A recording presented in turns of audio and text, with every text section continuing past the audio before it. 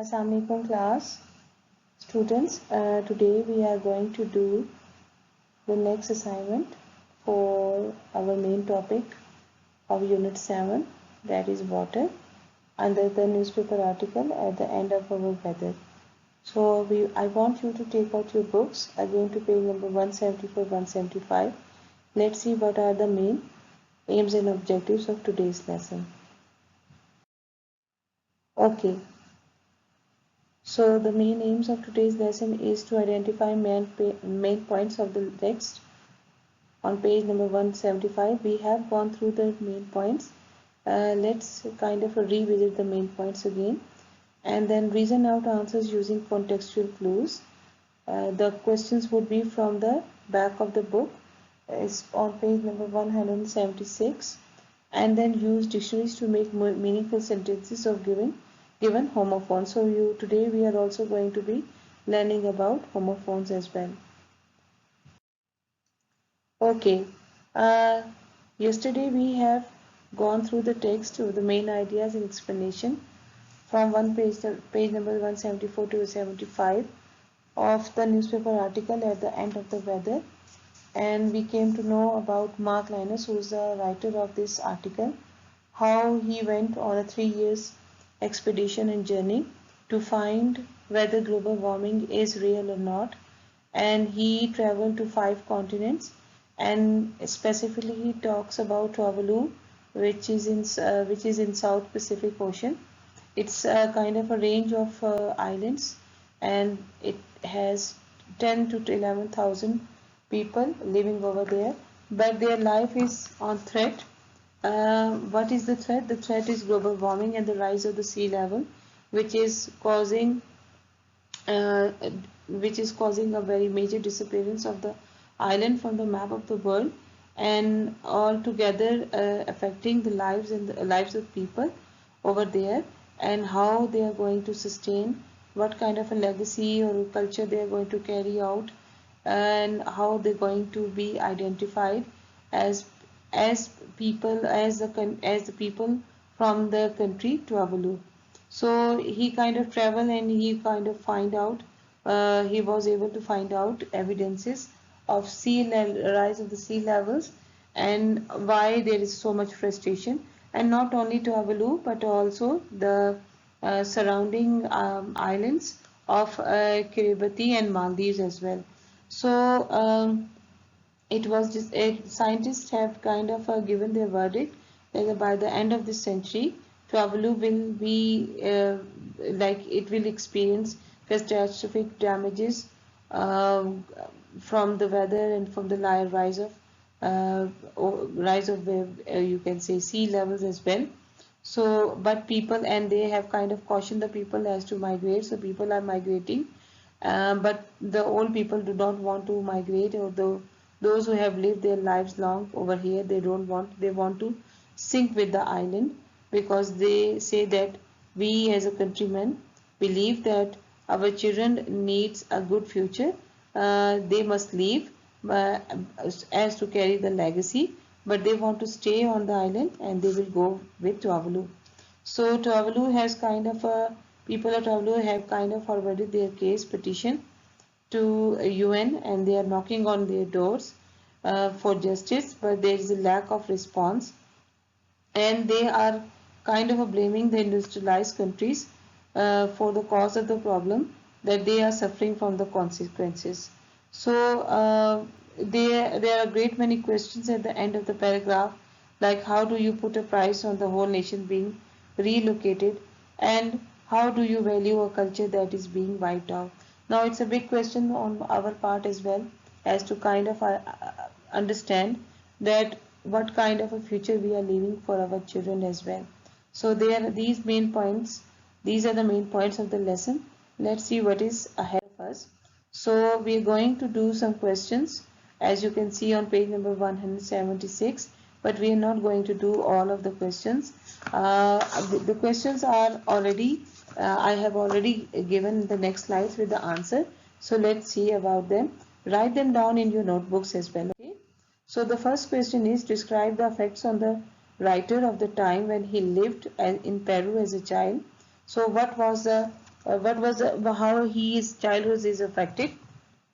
So answer is the writer had vivid and clear memory of the time he lived in Peru as a child, and he had recently moved there, Jacamba, where his father was to study rock. So his father, we already know, was a geologist, and his profession was to study rocks. The next question is, what evidence did the writer have for cautioning his father by saying it might not be the same now? So in paragraph number 2 and 3, you have read about his father saying that it might not be. His father was kind of convinced of the idea that not much of the weather would affect the great glaciers, but Mark said that maybe if he visit now, it might not be the same. So the answer is the writer had been to the climbing visit to the Alps, to a climbing visit to the Alps the previous year and witnessed the crucial and rapid effects of the global warming and how it is affecting the glacial withdrawal. Okay, question number 3 is what was the idea which came to the writer when he wrote I just had an idea. So it's in from paragraph 4.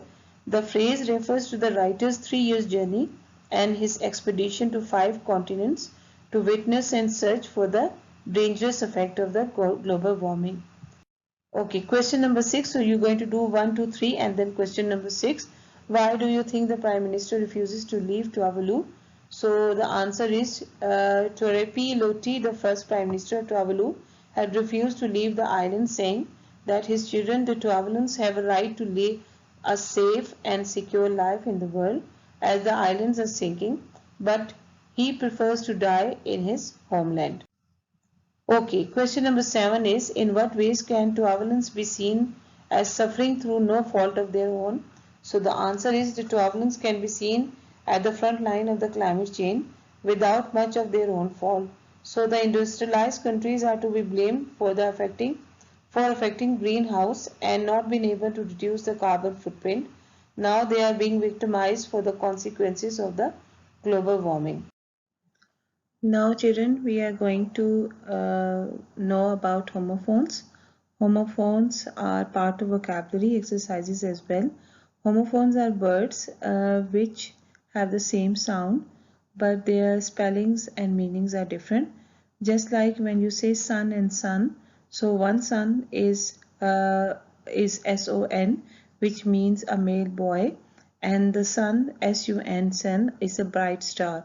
So obviously their sound is the same but their spelling and their meaning are different.